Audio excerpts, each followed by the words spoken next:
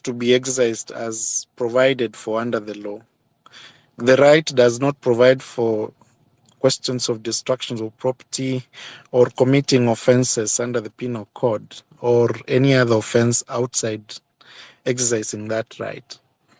And that's why, as the Law Society, we're very keen in ensuring that perhaps it's important the members of the public are aware as to what they are supposed to do and what they are not supposed to do within that space, and how they can be able to exercise their right without necessarily infringing on other violations and offenses under the Penal Code and other statutes. Before I invite the several other advocates who intend to give guidance on these questions, perhaps I'll open this space to individuals who have questions, who have ideas on this space, on this question, on the right to demonstrations and picketing. I will invite Kisia. Kisia, can you hear me? We will have at least 10 people speak into this question. Then perhaps we can invite the experts to be able to address this space. Kisia, can you hear me? Yes, I can hear you. Okay. Kindly. Okay, my question is just a basic question.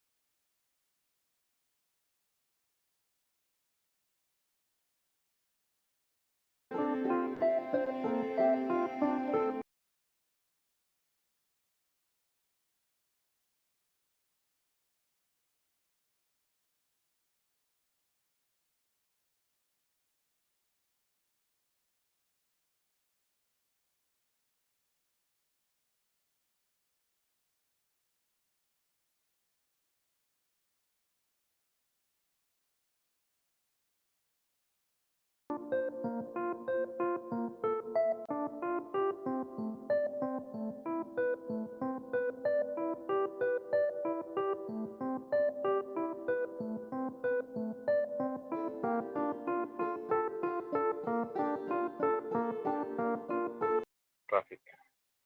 And I don't know whether even Madam President, it has ever come to her concern, the issue of cash bail.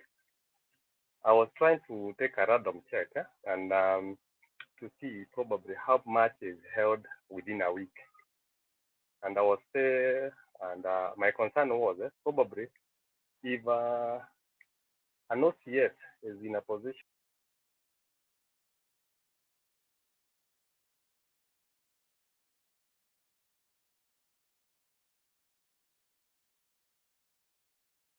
to hold of more than 200,000 in a week from clients.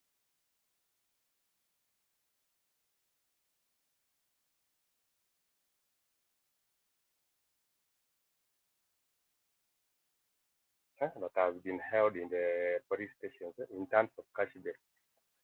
I was trying to calculate how many police stations do we have in the country, and how much is it held in the police station over the same. And actually, I was concerned whether probably it has ever come to the attention of the advocate who can really advise us. I once approached an advocate, and I was really interested to have a bill to the parliament whereby a police OCS or rather the base should not be allowed to hold cash in the office. Actually, And I was looking at a scenario at the low court. At the low court, when somebody is given a bill, a cash bill, or whichever nature of a bill, you are supposed to go and pay to the bank, and then you bring a receipt. But you see, in a manner of the OCS, you give in cash, he pins in the receipt, and I don't know even whether the Auditor General accesses those books. And actually, and I'm trying to raise this issue to all of us. We see one way of also handling the about issue of corruption. It is dealing with those officers and not CS in a particular office, in a particular police station. This guy who is in charge of traffic, the money that is collected, that's why you will never miss police traffic on the road just to correct something to deliver. If your vehicle is held in a police station, the much that you get out with, you will not get it in full. So, Madam President, Henry, help us probably to address the issue and probably to enlighten us. And to enlighten ourselves, even as we say, the corruption is a high office, we are also supposed to deal it, whereby we can be. Thank you. Thank you. Kuri, are you done?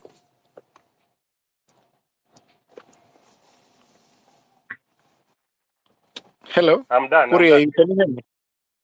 Thank you. Thank you. Sandra, can you hear me? I think we can have Sandra and Joy, then we can address those first, and then we go to the others, individuals who have requested for the mic. Sandra, if you can hear me. Joy, can you hear me?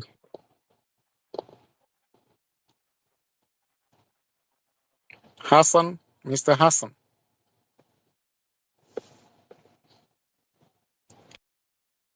Even as we wait for the others to raise their concerns, I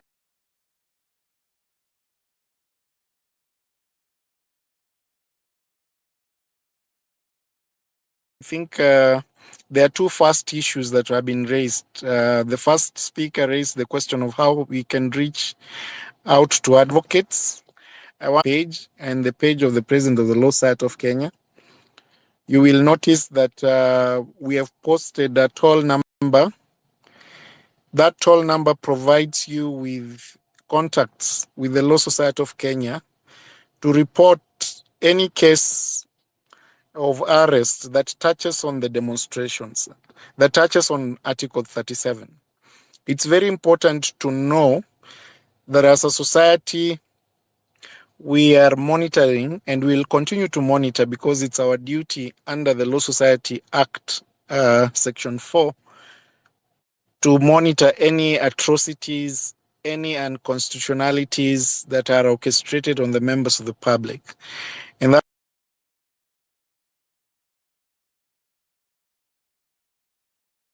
why we have that toll number. If you don't have it, you'll be able to check on the Twitter space of the Law Society of Kenya and even the space of the President of the Law Society of Kenya, the page, the X space. You'll be able to find a toll number where you can be able to address that concern, especially when you've been arrested without any reason, or you've been incarcerated beyond 24 hours, or you have your rights under the Bill of Rights. Remember, the rights of individuals as citizens stretch beyond the right under Article 37. So whichever right that you feel has been undermined, perhaps it's very important that you actually inform us so that we'll be able to have our teams address to it. The President indicated, and I think she has indicated in other forums, that we have advocates across the country, in all the counties and in all court stations, to address concerns of violations of human rights. So do not hesitate at any moment to perhaps address these concerns to us. And now that she's here, she'll be able to perhaps reiterate that position. The second question was the issue of cash bail, the letter to the police. Remember, There is no requirement under the Constitution. In the hierarchy of laws, the Constitution is supreme. The right to picket, as contained under Article 37, is not a right that is subject to statute. I do not know any statute in this country that provides for the requirement that the members of the public must notify. But there is what informed the question of giving a notice to the members of the public, especially when you want to exercise Article 37, was for purpose of requesting the police officers to give you security. But again, a notice can be issued publicly. A notice can be issued on social media. There is no requirement that you have to write to a specific individual to exercise that constitutional right. The drafters of the Constitution did not anticipate a situation where you have to seek for someone's consent to exercise that right. It's inherent, it's fundamental, and for that reason, it cannot suffice that you have to write. What if they refuse? It means if they refuse to issue you with to issue with directions, that means your right is violated. Why the drafters of the Constitution did not give anyone the right to guarantee you permission to demonstrate or to exercise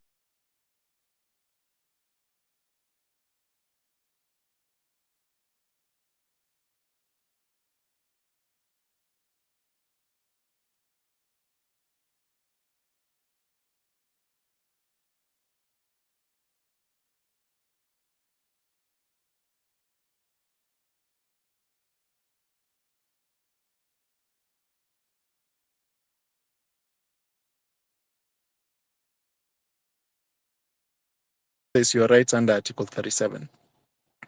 The last question that was asked, even before I invite the other questions, because I can see the advocates are already on the session, was the question of cash bail in police stations.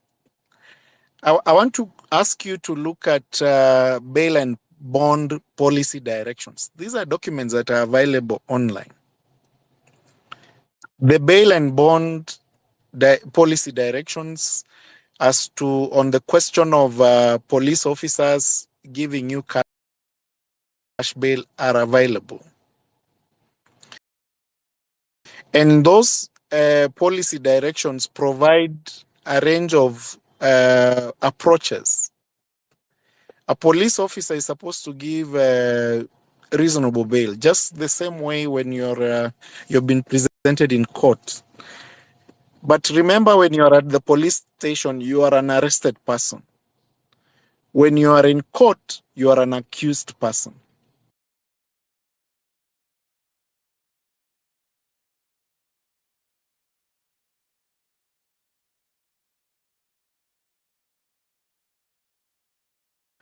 Of public prosecution, who approves charges.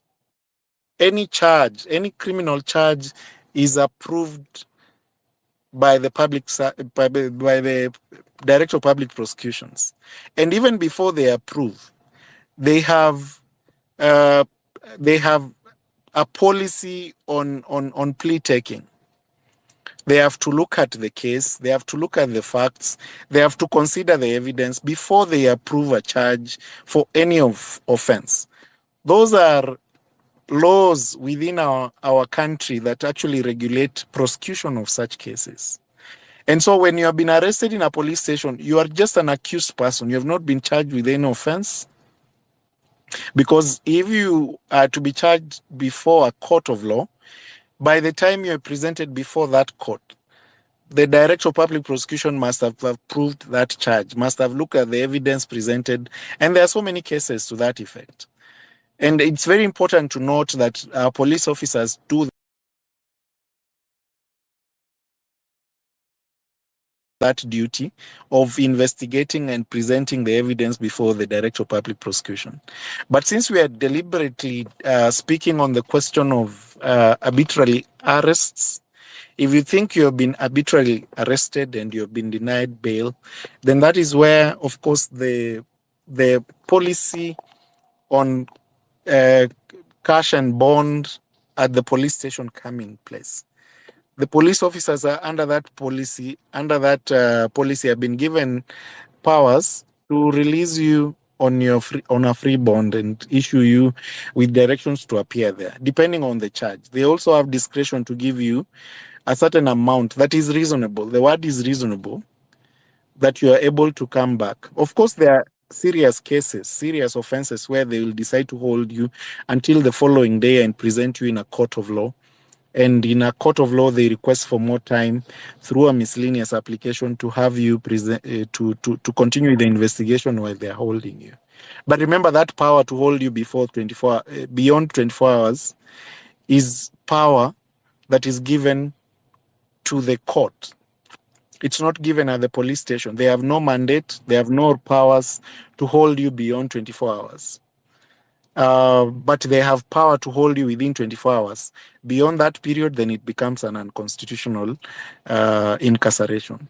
And so you have a right to demand through your advocate individually to actually request to be released on a reasonable cash bail, depending on the offense. The offense of demonstrations, and you have seen the precedents that have been created by our courts of law, that you can actually proceed. The courts have released people who are accused of picketing on a free bond. It means that this is an offense that does not warrant you to pay a huge amount of money. And therefore, unless you are accused of an offense of destruction of property, and it's very important that you know which offense you have been accused of at the time of arrest, you have a right to demand and seek for information as to why you have been arrested. There is an occurrence book where a report of your arrest is actually reported. You have to request that they show you. If they refuse, ensure that your next of kin or someone else can be able to check, or a family friend can be able to check on the OB and demand to know which offense you have been arrested on, so that based on that offense, you are able to know, to advise, to indicate to your advocate or any other person representing you that I have been arrested for this offense, I did not commit, or I committed this offense and I need your legal assistance. So once you have that understanding, it's very important to know. We are asking you not to. It's very important for you to know, if you want to exercise your right under Article 37, please do not commit other offenses under the Penal Code. Remember, theft or stealing or robbery with violence, those are offenses under our Penal Code. Remember, there are offenses to do with destruction of property. Remember, there are offenses to do with assaulting other people, violating other people's rights while they are demonstrating. And it's very important that you stick to your right to demonstrate. Do not be subjected to destroying property, because that is not contained in our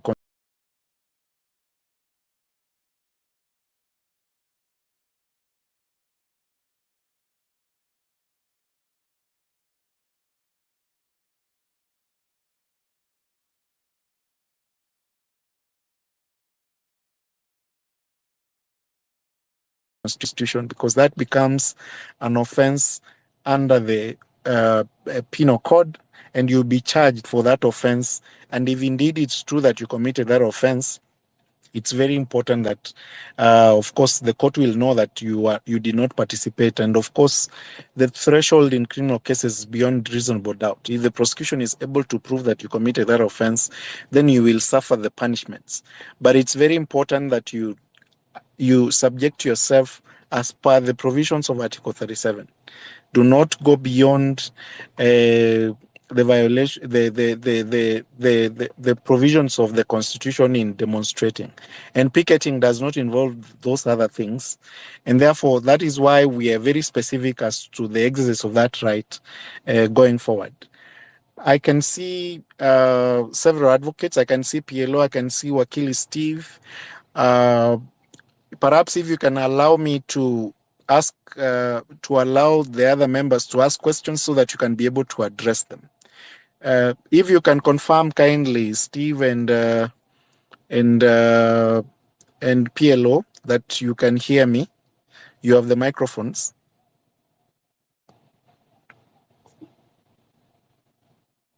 So we can ask several questions even as you have the microphones. PLO, you can hear me?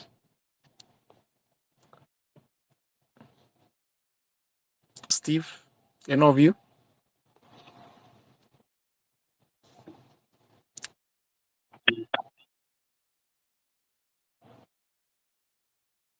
Yeah, I can hear you loud and clear, Manu. Thank you. Thank you, PLO. Perhaps if you can allow us to take a few other questions on this issue so that you are able to address the same appropriately. Thank you.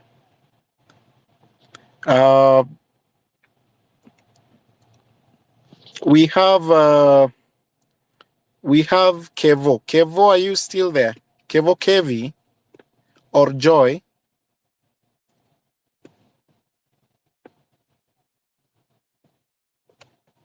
Kevo Kevi.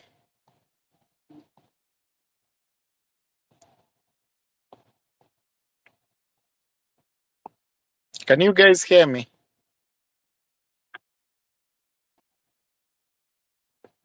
If you have a microphone and you think you're not going to drop it so that we can give other people opportunity to speak.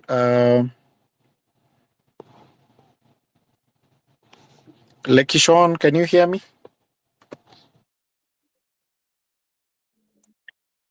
Yes, clearly.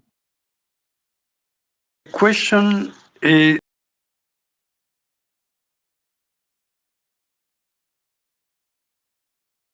on this matter is arising out of the recent decision by the court that the police are not supposed to use violence or even what do you call it tear gas and all these other violent means. And the following day, I believe, the police proceeded to do exactly what they were told not to do by the courts. The question I have is, is the Law Society, and I'm asking Madam President, going to take any action in that respect so that the police don't interfere again? The other aspect related to that is the question of anticipatory actions, such as writing to the international community, maybe the UN or some other body that, so that because this thing now requires, we look beyond our borders sometimes. We have friends, we have enemies, but I think it's good to look outwards so that this right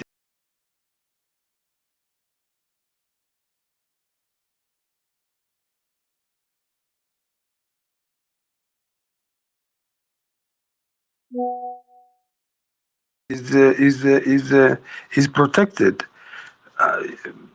Right now there is a lot of impunity around it by the way the police has been behaving. Thank you. Thank you so much, Madam President. I hope you have had those questions. Let me answer some, and then you can answer the rest. With regards to our response, we'll be issuing a statement. We've been analyzing what's been going on in terms of the bodies that were collected, were identified. Let me not say yet identified, the bodies that were found, and what the communication that has since come from the DCI from the last two press statements, and we'll be issuing our position on the same. As LSK, our position is we thank the DCI for calling upon us to work hand in hand with them. But the challenge that we continue to have is some of these bodies, the identification process, we will analyze closely, due process is followed, even how investigations were done on this matter. It's of national importance that irrespective whether they are arising from the Mandamano killings or not, our security agencies should provide us with adequate security. And so such killings happen in such a magnitude, and we need to see the repository where there are missing names register that can coordinate or collate with regards to those missing persons that have been found. We still have tracing people who are found in mortuaries arising from the Mandamanos. we still need accountability and investigation. In the swift manner it was done for this particular incident to be done. We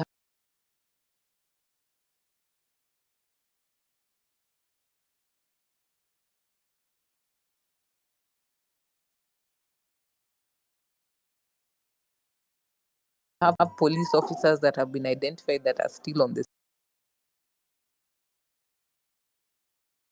streets, and we hope we will not see them on the streets tomorrow, because we will censure our investigative agencies if this is what they are treating us to. We need police that have killed, police that have their powers, to be held accountable. It's not enough that the Inspector General has resigned.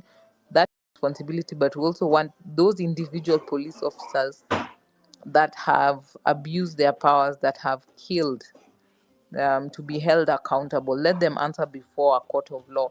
And we'll be looking at also different avenues with regards to who are our partners, local and international, that we can work to ensure that we leave no man behind and we have justice for all the victims during these protests. Thank you.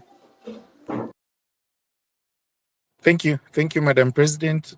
Just to add to what the President has said, of course, we have cases in court as the Law Society, and you've seen the orders that on the question of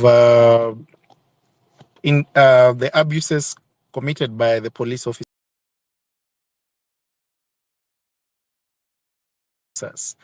As the President has indicated, we have several matters touching on the individual office bearers, office holders within those spaces. I'm talking about the DCI. I'm talking about the Inspector General Police. I'm talking about the Nairobi area head. I'm talking about the director of the National Intelligence Service, and those other institutions that have actually been involved in this process and are in charge of our police force. We have held them individually responsible, and those matters are ongoing. And I think that's the best we can do. We have also instituted proceedings in form of contempt of court, especially on a continued violation by individual police officers, individual OCSs who had a number of the police stations where people have been held beyond 24 hours.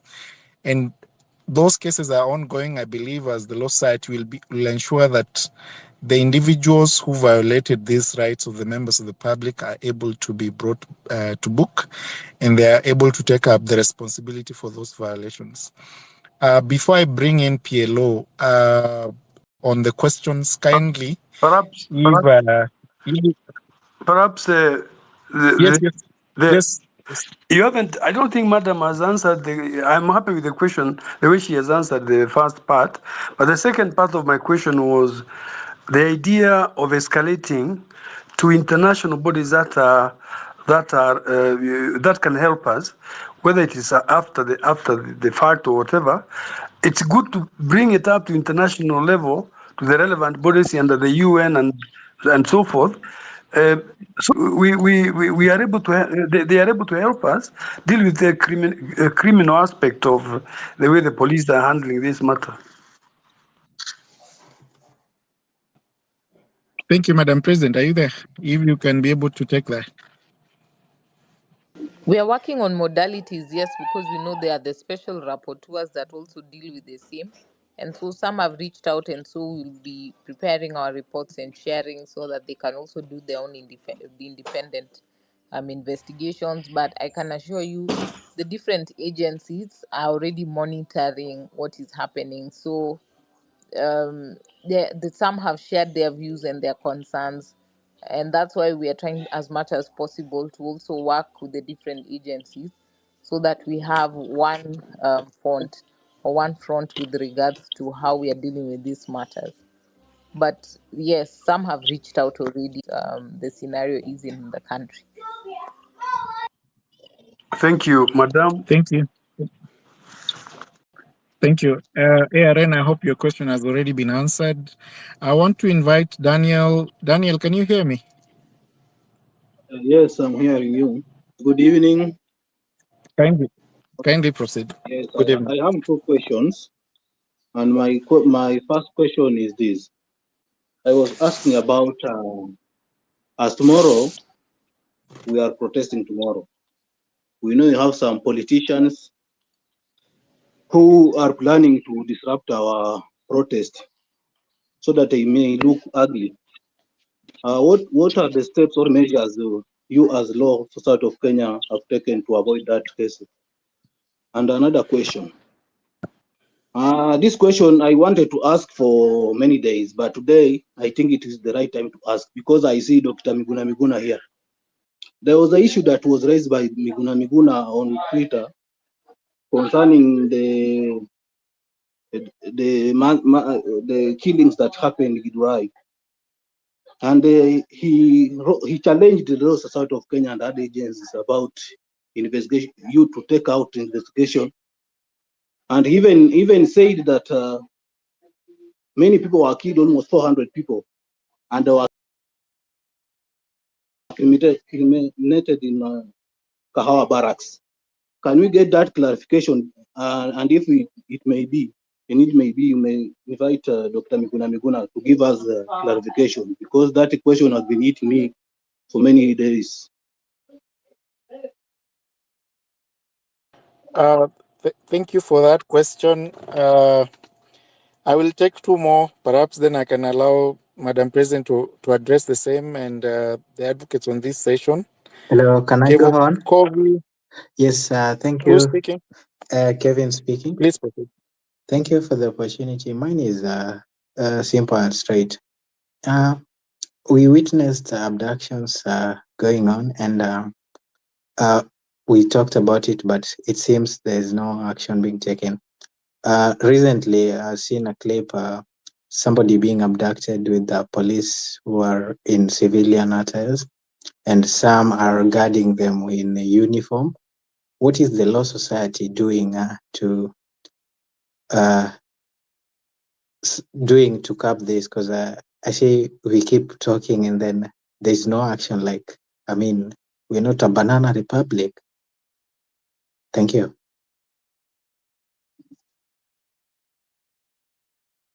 Thank you very much. Madam President, if you are there, you can pick those, even as I invite the other colleagues to address them. Let me pick this one and then the other colleagues can answer.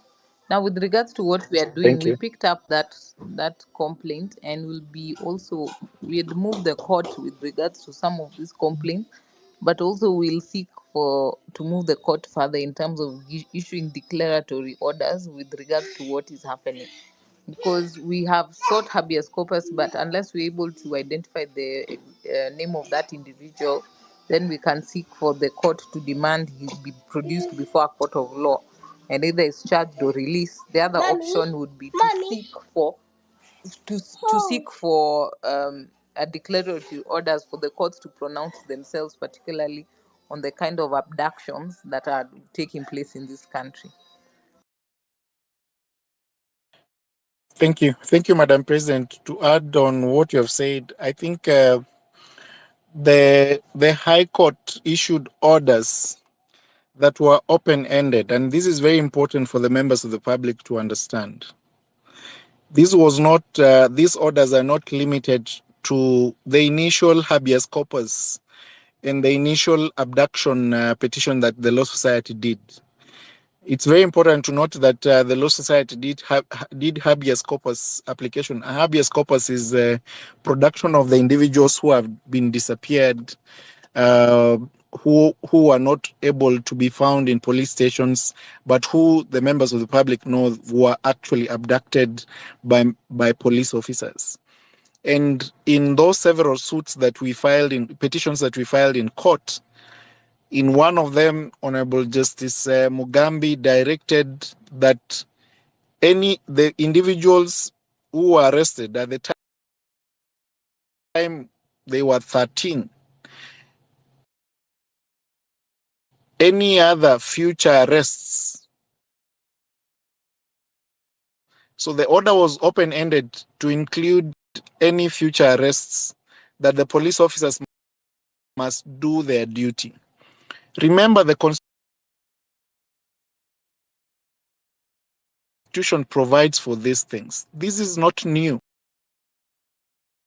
under our Constitution.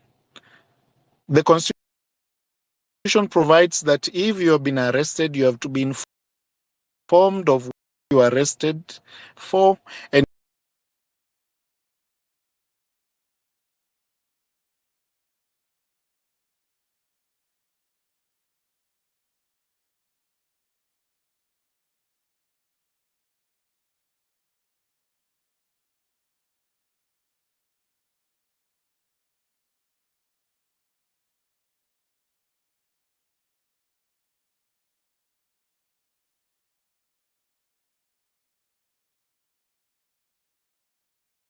you have to be produced in court within 24 hours and charges read to you, and so that you can actually respond to those charges. It is a responsibility given under the Constitution. What the Law Society is doing is to actually bring to the attention of the court on those constitutional violations. And of course, the court has a duty to give interim directives. And that's why we said, to avoid members, people, Kenyan citizens who have been appointed to public office, using those offices and abusing them and using them by ensuring that they violate individual rights of the members of the public, we will actually institute proceedings. And that is what we have done under their individual names. If you are an OCS commanding a particular police station and your police officers have violated and gone against the Constitution to hold an individual beyond the period stipulated in the Constitution, they have proceeded and actually armed a peaceful protester. They have proceeded and actually murdered an individual. Then they have a duty to answer to those violations in their individual capacity as the bosses of those police stations. And therefore, I think as a Law Society, we are doing what it takes to ensure that we hold responsible the people who have been put in office to actually keep law and order. Remember, we have had several citizen assembly discussions on these questions of rights and the rights of arrested persons, individuals who are suspected to have committed an offense. We indicated earlier that the first 2 weeks of the demonstrations, as the Law Society of Kenya, we monitored the first demonstration. There were close to 400 people arrested in the evening of that demonstration. And in that evening, 397 were released. The only 3 who were left and who were presented in court without a charge was Boniface Mwangi and 2 others. And in court, the police officers refused to present these individuals in court.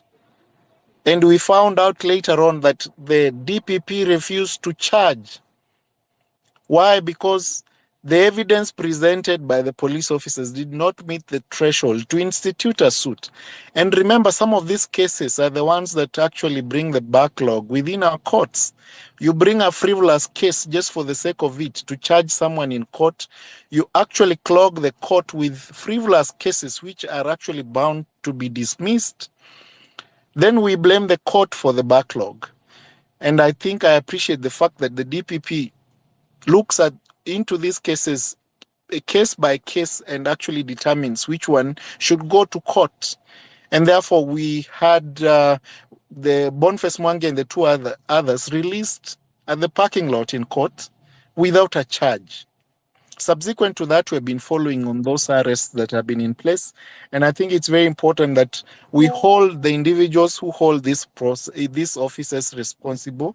It's no longer tenable to actually hide behind the office that you sit in and assume that personal responsibility will not be taken upon you as an individual.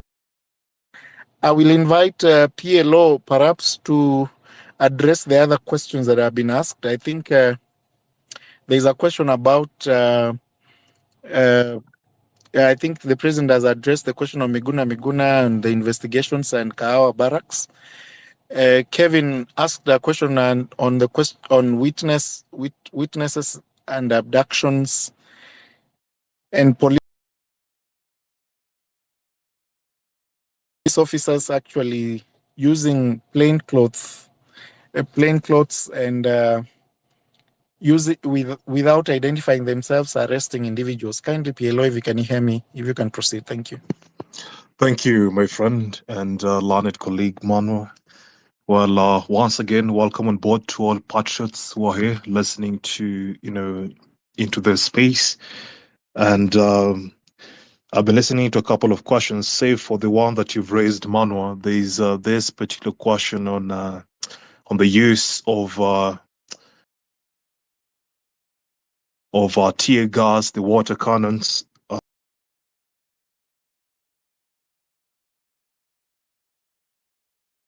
Based on the decision and the compliance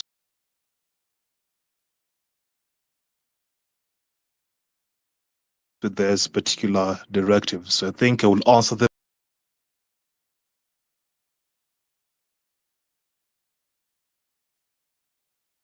in quick succession, if you permit me a little latitude. So one, the other day, around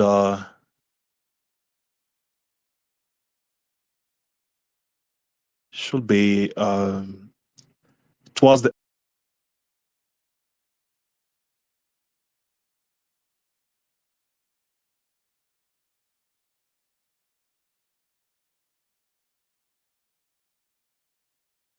end of last month or early this month. So the High Court sitting in Malindi,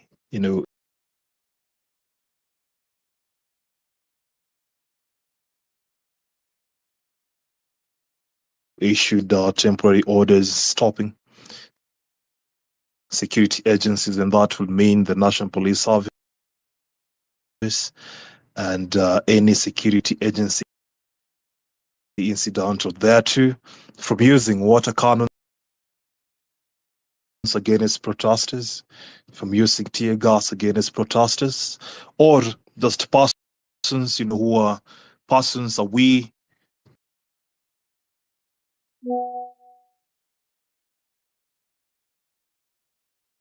the people who are protesting against not just the Finance Bill 2024 as media, has been misreporting some of the media houses, but protesting based on the governance issues that we would like addressed so that we chart a new path as a country. So these are still the orders granted by the court. That would mean when we appear on the streets tomorrow, to exercise our rights against, excesses of power and Article 37 of the Constitution, then police or whoever will be deployed to quote unquote man or deal with peaceful protesters, because we are peaceful, should not in any way unleash terror through water cannons and tear gases. So those are still the orders subsisting before the courtroom. So violation and defiance or defilement of these particular orders will mean that the police or any security agency are actually acting in excess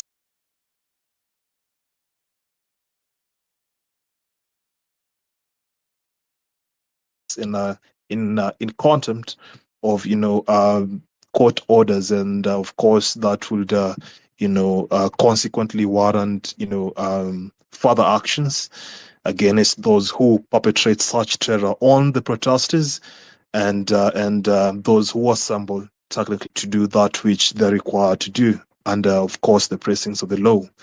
So this other question on the dress code, for for the identification for police officers. Well, the National Police Service, which is technically the umbrella, of different, organs or security agencies, including DCI, including GSU, including ATPU, including, anti-stock theft, and different, security agencies underneath the National Police Service, including AP as well. So they are governed, by law, of course, first by the Constitution as the apex or the grand norm of laws in the country. Secondly, by the National Police Service Act and the subsidiary legislation and regulations thereto. And one most important thing that people do forget is about the National Police Service standing orders as at June 2017. So this particular standing orders, when you quickly go to chapter 31 of these standing orders, it talks about the dress code regulation. And I will move swiftly to standing order number 22 and chapter 31 of the National Police Service standing orders. So standing order 22 talks about plain clothes, officers. Of course, there's conduct of when are police officers supposed to dress in plain clothes and when a police officer is supposed to dress and identify themselves, as law established. So standing order number 22, I would just read it verbatim. It talks about police officers other than those who are attached to the internal affairs unit. And then lastly, you have the VIP protection sections and crime branches who shall wear uniform when on duty. So that is the provision under, standing order number 22, chapter 31 of the dress code regulations under the National Police Service standing orders. And then further, the standing orders direct that, if you don't conform within those particular exemptions, however, even this particular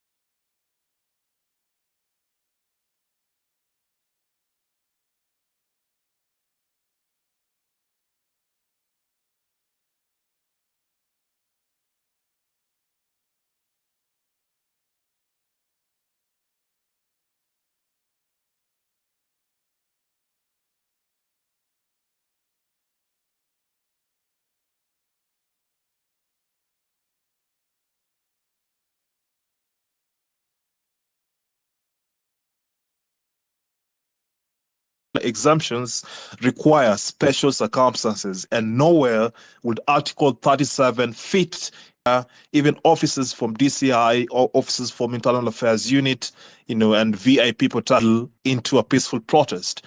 Because the first question you should ask is attached to VIP protection sections when, after